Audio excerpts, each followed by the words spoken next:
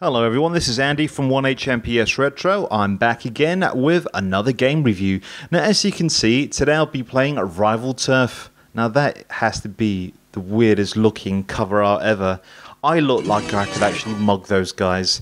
Now this game is also known as Rushing Beats. It's a trilogy of games, very similar in vein to Final Fight. And guys, this is a game that I used to love playing non-stop on my Super Nintendo because it's actually two players, unlike Final Fight on the Super Nintendos.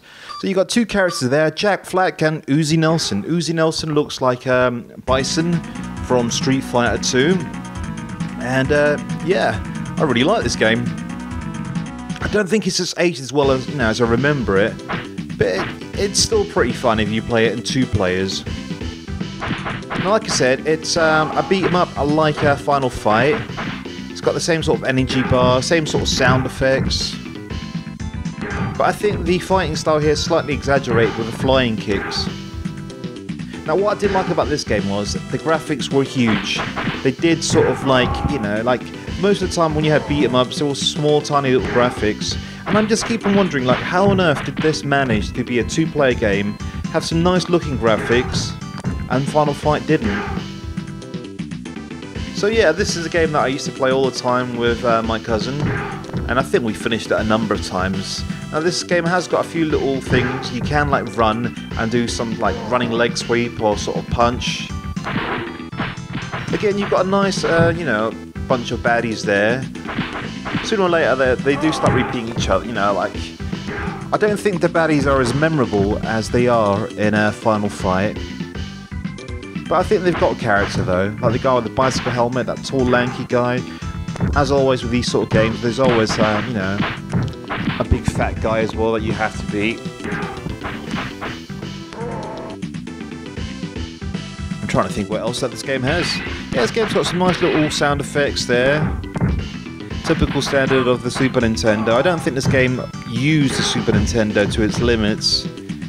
But, that's my little special move down there as well. I think you've also got like an angry thing here basically. I think if you build up enough energy, you become invincible for a certain amount. Now I'll be honest with you guys, I have not played the sequels to this game, which is something I hope to fix because, I was such a huge fan of this game. It's a nice looking game, I guess. Like in Final Fight, you had to go on the underground, on this subway, and this, you get on the bus. And what I love about these games, guys, is literally anything that moves, you beat the living crap out of. And I love that sort of style of gameplay. I love the scrolling beat 'em up genre. I think a load more scrolling beat 'em up should actually come out on the Xbox 360, on Xbox Live. It'd be fantastic, Already they've got games like X-Men, they've got the Turtles.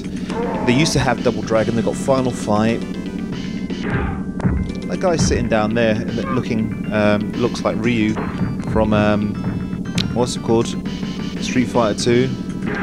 And there's the other guy just flexing his muscles, watching me beat the crap out of people. I'm just wondering what the bus driver's thinking. The bus driver's just driving along, thinking, this happens all the time on the night bus. This is what it's like on the night bus here in London. If you ever go up drinking, up the West End on a Friday night out, this is the sort of action that actually happens on the night bus. But I'm too old to get the night bus now whenever I go out drinking, so I normally end up getting a cab home. Now what I'm going to do, guys, I'm going to play this game right towards the end, because, well, not to the end, but to the first boss, basically. Because I want to sort of like show you how varied this game is actually. It's got some nice graphics, nice backgrounds. Now guys, just to let you all know as well, I'll be doing loads more videos. I've been a little bit tied up editing podcasts because each podcast takes me over 8 hours to do. But I've got loads more WTFs, loads more 8-bit wars, and loads more just other retro games reviews. Coming up on the podcast as well. We've got a few people from back in the days, some programmers, we've got some people from other podcasts, and we've even got the Oliver Twins coming back again, and that podcast, hopefully, if all goes well, should be ready for September. As of time of making this video, I've yet to record the Oliver Twins Part 2 podcast, but I will be doing it probably in the second week of August. I've just got a few little things that I need to sort out first. Right, so I'm coming up to the first level, baddie.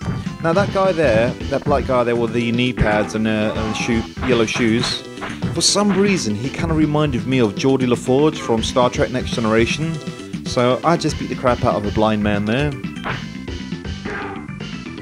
Now probably one of the best moves is that sliding tackle, because literally, you know, they can't really hit you when you're doing that.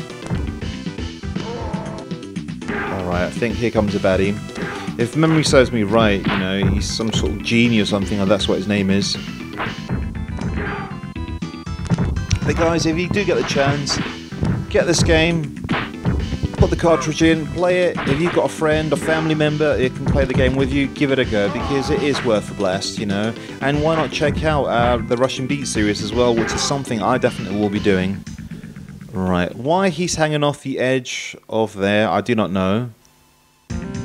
Now there is one thing about this game here though. That weapon that guy's got there is the worst weapon ever. It really does no damage at all. And like when you do try and hit him, he hits you. So if you can, try and avoid using that weapon, because it really is a piece of crap.